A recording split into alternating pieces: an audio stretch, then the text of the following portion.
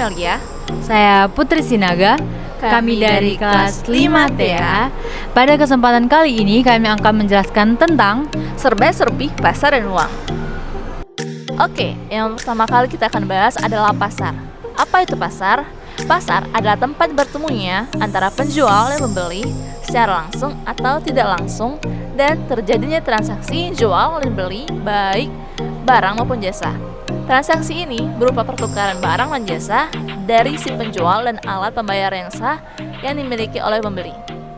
Pasar adalah tempat yang bisa berupa tempat atau ruang terbuka atau gedung tertutup, berupa fisik ataupun maya. Selanjutnya, pasar memiliki dua jenis, yaitu adalah pasar offline dan pasar online. Selanjutnya, pasar offline ini terbagi menjadi dua, ada pasar tradisional dan pasar modern. Pasar tradisional adalah pasar yang belum menggunakan teknologi dan sistem pemasaran. Pasar jenis ini biasanya tidak mementingkan kenyamanan dan keamanan dari pembelinya, dan sistem yang digunakan masih sangat tradisional, seperti gambar ini. Di Palembang terdapat pasar 16, pasar Lemabang, dan pasar sebagainya. Oke, selanjutnya adalah pasar modern. Pasar modern adalah pasar yang telah menggunakan teknologi dan sistem pemasaran modern dalam menjalankan bisnis atau usahanya. Seperti dengan adanya price tag, ruang yang nyaman dan aman bagi pembelinya, dan sudah menggunakan teknologi dan sistem pemasarannya di mana ada bagian admin atau accounting atau pajak dan kasir dan sebagainya. Pasar ini bisa berupa supermarket, mall, minimarket maupun toko-toko modern lainnya, seperti gambarnya. Oke, pasar offline ini tentu mempunyai keuntungan maupun kerugiannya sendiri. Keuntungan pasar offline ini adalah penjual dan pembeli bisa saling bertatap muka dan saling mengenal. Terjadi interaksi sosial, tawar-menawar, dan penjual dan pembeli dapat melakukan quality control atau pengendalian mutu, baik barang maupun jasa yang diperdagangkan. Pasar online adalah kebalikan dari pasar offline. Keuntungannya di pasar online ini banyak jenis barang yang dapat diperdagangkan. Penjual dan pembeli tidak harus bertemu secara fisik dan menghemat biaya transportasi membeli dan kesulitan untuk menuju tempat penjual. Penjual dapat menjangkau banyak tempat yang tidak terbatas, tidak seperti pasar offline yang hanya mengandalkan pembeli dari wilayah tertentu saja. Intinya, keuntungan dan kerugian pasar online adalah kebalikan dari pasar offline. Oke, kita akan bahas keuntungan dan kerugian pasar offline dulu nih. Keuntungan dari pasar offline adalah 1. Terjadi interaksi dan fungsi sosial dalam perdagangan. Yang kedua, tawar-menawar dan quality control dapat dilakukan oleh penjual dan pembeli. Yang ketiga, produk atau barang dan jasa dapat dilakukan secara langsung dinikmati atau digunakan.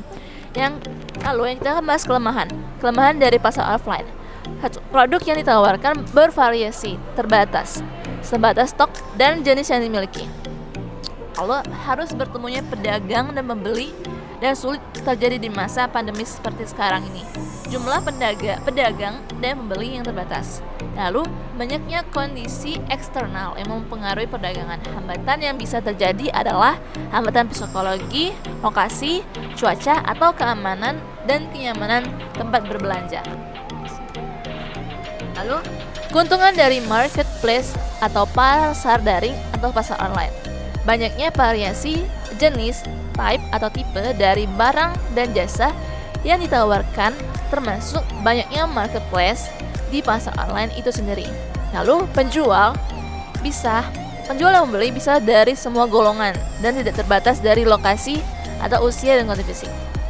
Lalu transaksi dapat dilakukan dan kondisi dan lokasi yang tidak terbatas. Lalu equality of opportunity atau kesetaraan kesempatan bagi setiap orang untuk melakukan transaksi perdagangan dimanapun, kapanpun, dan dalam kondisi apapun.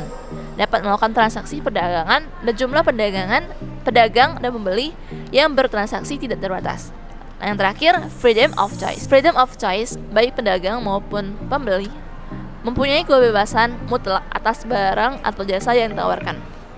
Lalu, apa saja sih jenis alat pembayaran yang sah ataupun uang? 1. Uang kartal.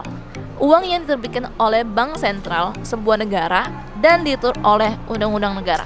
Yang kedua, uang giral. Uang yang disimpan di rekening koran di berbagai bank umum atau pemerintah yang berupa ceki, giro, travel, ceki, dan sebagainya. Ketiga, uang elektronik.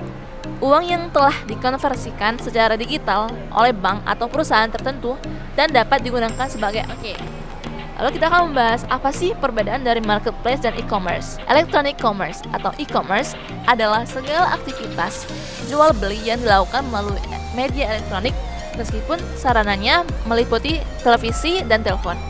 Kini e-commerce lebih sering terjadi melalui internet. Lalu apa itu marketplace? Marketplace adalah salah satu model dari e-commerce. Marketplace adalah platform yang menjadi perantara antara penjual dan pembeli di internet. Jadi website marketplace itu bertindak sebagai pihak ketiga dalam transaksi online dengan menyediakan tempat berjualan dan fasilitas pembayaran. Dengan kata lain, bisa dibilang marketplace ini adalah department store versi online. Yang membedakan antara online shop, marketplace, e-commerce adalah contohnya seperti biasanya online shop itu WhatsApp, Twitter, Facebook, dan Instagram dan sebagainya. Lalu marketplace itu seperti Bukalapak, Tokopedia, Shopee, Blibli, dan sebagainya. Lalu e-commerce adalah Zalora, Carrefour, Matahari.com, Jenny, dan lain sebagainya. Nah, setelah kita mendengarkan penjelasan tentang jenis-jenis pasar, ada jenis pasar yang menggabungkan dua jenis pasar, yaitu pasar online dan offline, yang dinamakan dengan pasar hibrid. Apa sih pasar hibrid ini? Nah, pasar hibrid ini adalah dilakukan secara online dan offline secara sekaligus. Ini menjadi salah satu cara agar usaha dapat bertahan dan beradaptasi dengan kemajuan teknologi dan juga zaman. Waralaba. Waralaba adalah bentuk kerjasama di mana pemberi waralaba atau franchisor memberikan izin atau hak kepada penerima waralaba yang dinamakan franchisee untuk menggunakan hak intelektualnya berupa merek dagang, produk atau jasa, sistem operasi dan usahanya dalam jangka waktu tertentu. Biasanya untuk kerjasamanya, waralaba ini memberi penerima waralaba untuk mengikuti ketetapan yang ditetapkan oleh franchisor. Nah, di Indonesia biasanya ada 8 model bisnis perdagangan. Yang pertama, B2C. Apa sih B2C ini? B2C ini adalah aktivitas bisnis yang melakukan pelayanan atau penjualan barang kepada konsumennya secara langsung. Contohnya bisa saja seperti supermarket, restoran, juga bisa di pusat perbelanjaannya. Yang kedua, B2B. Merupakan aktivitas transaksi bisnis penjualan produk atau jasa yang diberikan oleh satu bisnis ke bisnis lainnya. Jadi bukan untuk ke konsumen. Contohnya apa sih? Contohnya itu adalah jika kita mempunyai usaha bahan pakaian dan kita melakukan penjualan ke store-store atau bisnis fashion yang ada. Nah, itu yang dinamakan dengan B2B. Yang ketiga, B2G. Business to government. Bisnis yang dikelola akan berhubungan langsung dengan pemerintahan. Contohnya adalah skill academy yang dimiliki ruang guru yang berpartner dengan kartu prakerja sebagai vendor kelas. Nah, inilah yang dinamakan dengan model bisnis yang ketiga. Model bisnis yang keempat adalah bisnis to philanthropist. Nah, filantropis ini adalah memberi barang atau jasa secara sukarela kepada pihak-pihak yang membutuhkan. Jadi B2P ini ialah aktivitas membayar sebagian atau seluruh biaya penyediaan barang atau jasa kepada pelanggan yang membutuhkan. Contohnya, pemerintah yang memberikan beasiswa kepada mahasiswa yang kurang mampu. Contoh lainnya ada MNC Peduli, Yayasan Pundi Amal Peduli Kasih. Yang kelima, BCB, Business Collab Business. Ini yang contohnya kita melakukan kerjasama dengan pihak yang usahanya sudah jalan. Misalnya, kita mempunyai keahlian dalam membuat brownies, tapi kita belum mempunyai brand atas brownies yang kita buat. Lalu ada usaha yang memiliki brand brownies yang sudah terkenal dan kita dapat bekerja sama dengan dia dengan cara kita membuat brownies lalu kita memberikan kepada mereka untuk mereka yang menjual dengan nama brand mereka. Yang keenam, B koneksi kuadrat. Artinya apa sih? Yaitu bisnis yang mengkonekkan konsumen dengan konsumen. Contohnya seperti Shopee, Lazada, dan Tokopedia. Mereka hanya menjadi wadah menemukan konsumen dengan konsumen. Itulah yang dinamakan dengan model bisnis ke-6. Model bisnis yang ke-7 ialah bisnis connect B2. Nah, bedanya model ini dengan model yang sebelumnya yaitu ini mengkonekkan antar bisnis untuk jual beli. Contohnya Alibaba.com.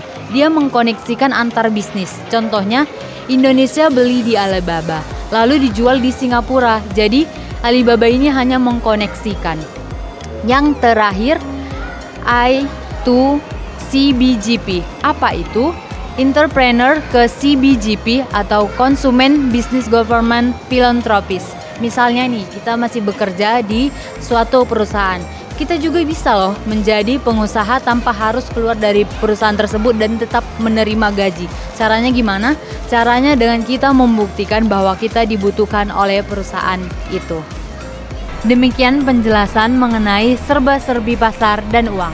Semoga apa yang kami sampaikan ini bisa menambah wawasan dan pengetahuan kita.